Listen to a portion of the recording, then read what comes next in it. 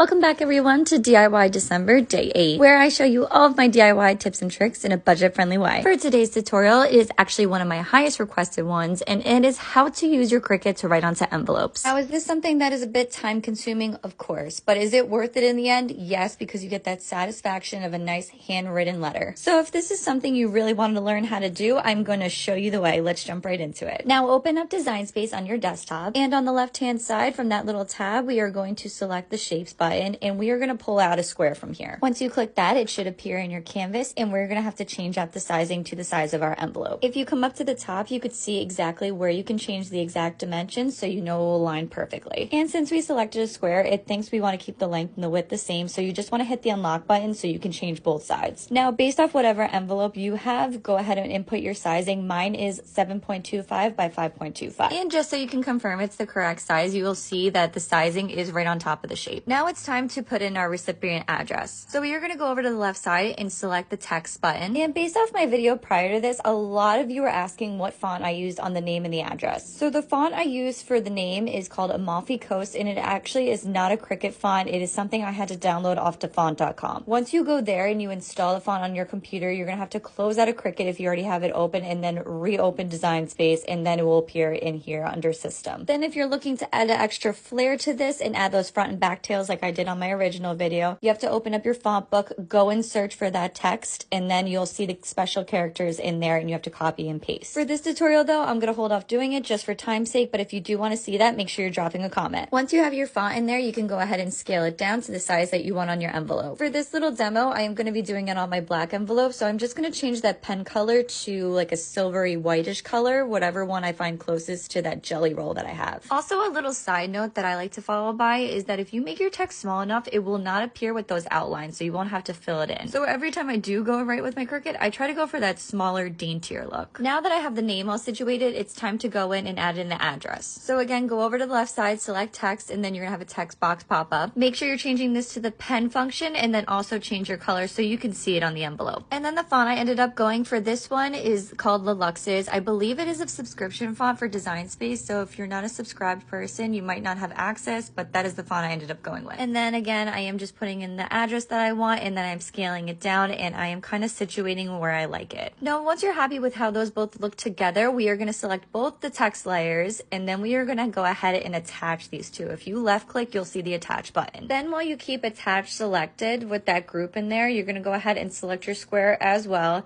and you're going to go up to the top and you're going to hit align. Once you get that, you're going to get a drop down with a bunch of different options, but we want the center one so that our text is perfectly in the middle of this rectangle. So something I personally like to factor in is sometimes I'm going to put the return address on the top left and then my stamp on the right. So I do want to kind of bring that text down a little bit. So I just do that manually. So if you come over to the right side and you deselect that square layer, you can go ahead and then just drag your text down a few notches. It really doesn't have to be anything drastic, but I do feel like the envelope looks more balanced when I do this because that stamp and return address do take up a decent amount of space. Now, if you're happy with how everything looks, we are actually going to select all those layers now and we are going to attach them. This just ensures that when we go to make this design, that nothing is going to move around on us. And just a quick little side note, make sure your text layers are set to the pen function and your square is to the cut function. Now, once you've clicked the make button and you end up here, I like to slide my design so it's by the 1 by 1. I've always just felt that if I align it up here, I get more of an accurate result than lining it up in the top left where they have you start just with those safety guides and all. And once that looks good, you can go ahead and set up your Cricut mat. And this is the white pen I use. They're called Jelly Rolls. I use the 0.8 for this one, but I usually get the variety pack when I order off Amazon. Of course, I linked it on my storefront if you do want this. Now, something really important you need to do is remove that blade from the cut setting. So we really just wanted that rectangle to be our model, so we knew we were perfectly aligned in the center. So getting rid of this is just going to allow that to fake cut. And as you can see, I loaded everything in and sent it all to go. And here you have it. Now, when I did these for our wedding invites, I actually did 3 at a time, which made this go so much quicker. So if you do want to see another tutorial on how to do that, make sure you're dropping a comment. And of course, if you want to add an extra little flair to it, I always encourage a good embosser. It literally is like chef's kiss to all of your wedding mail. And hopefully if you were able to follow along, you get something very similar to this result. Now, for anyone that is still with me, I am doing another giveaway. If you've been eyeing up my modern templates, I am giving away my bundle package that's on my Etsy. In order to enter, make sure you're following me on here and my new Instagram. Then come back here and drop a comment of your favorite Christmas emoji. My winner will be announced tomorrow at 5 p.m. Eastern Standard Time. Good luck to everyone entering, and make sure you come back tomorrow for DIY December.